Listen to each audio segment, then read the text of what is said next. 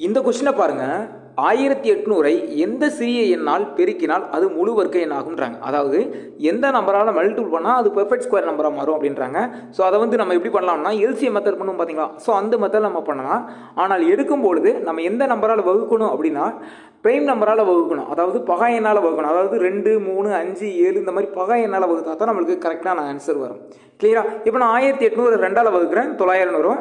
சரியா? சரி, ஓகே. இங்கே 2ஆல் வகுக்கிறேன், 900 வரும். அடுத்து 900 2ஆல் வகுக்கும் பொழுது 450, 450 2ஆல் வகுக்கும்போது 225, 225 5ஆல் வகுக்கும்பொழுது 45, 45 5ஆல் வகுக்கும்பொழுது 9, 9 3ஆல் வகுக்கும்பொழுது 3, 3 3ஆல் வகுக்கும்பொழுது 1.